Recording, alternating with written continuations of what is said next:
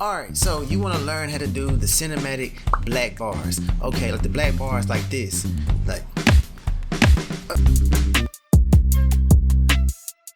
there are different ways to doing the cinematic black bars. Some are good, some are bad. I'm gonna show you the wrong ways of doing them, and I'm gonna show you guys the right ways of doing them. So you guys, man, let's jump right into Premiere Pro 2020 so I can show you. Alright, you guys, so we in Premiere Pro 2020, and I have a very beautiful footage of the ocean. I'm a Pisces, so I love the ocean, I love the water.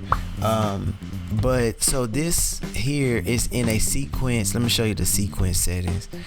So the sequence setting for this one is 1920 by 1080. So I'm gonna show you guys different ways that people add the black bars, and some of them are wrong, and I'm gonna show you the right way of doing it. So right here, so usually the first thing that people do, they go into the effects layer. They go into effects, and then they go to the crop tool, and they drag over the crop tool, and they'll go over here, and they'll probably do the top at say 20, maybe.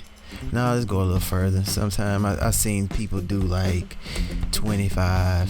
Yeah, 25 bottom, 25, and they crop it like this.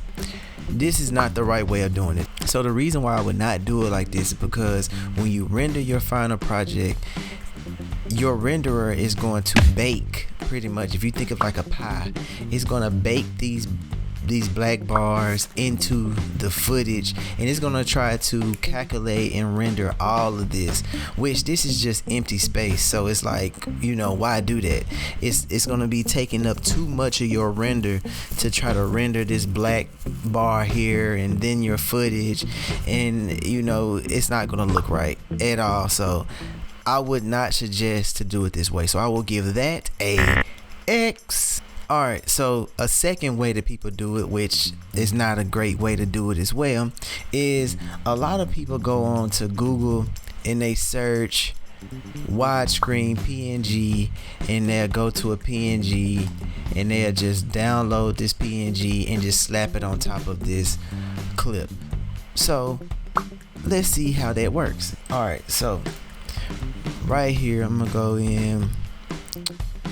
So I have black bar. I'm gonna import this black bar in PNG, drag it right over the clip. There it is. As you can see, it doesn't really fit. So then you can go up to clip, go to video options, set the frame, and then there you go, black bars, right? And wrong.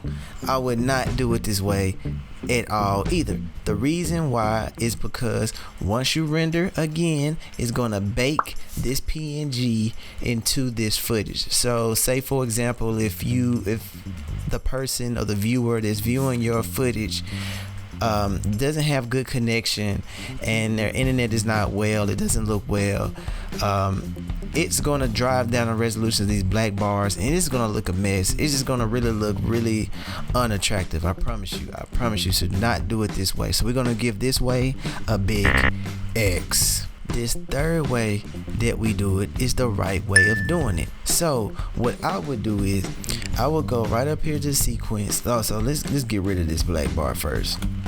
I will go right up here to sequence. This is the best way to do it. So as you can see, the frame size is 1920 by 1080. You can go inside here, you can find different presets and things like that that may be already 21 by 9, and that's what you really want to have your footage at, is 21 by 9. So that's like widescreen. So when you post this on different things, or if it's viewed in different medias and on different screens, the black bars will already be there. If you put it on YouTube, they will not be there, but you will still get that widescreen cinematic look. So for example, to make this into a 21 by 9, because this is now 16 by 9, you want to get 21 by 9. What you want to do is just divide. So let's open up my calculator. So what you want to do is divide 1920 divided by 2.3. So now that's 834 point some change. So what you want to do is go here and go 834. Leave all this, hit OK, and then yeah. So now, as you can see, now it's more of a wide screen. So now when you view this on phones and things like that, it's gonna look more widescreen. And if it's using a media player that may be at a 1920 aspect, your black bars will appear. So this is going to give you that cinematic movie look, I guess you want to call it. So this is the right way of doing it. So do not do the crop. Do not do the PNG widescreen pictures. Just change the aspect ratio of your sequence and you will get the widescreen movie effect on every project. Alright, so it wasn't bad, right? So now you know how to do the cinematic bars for your projects.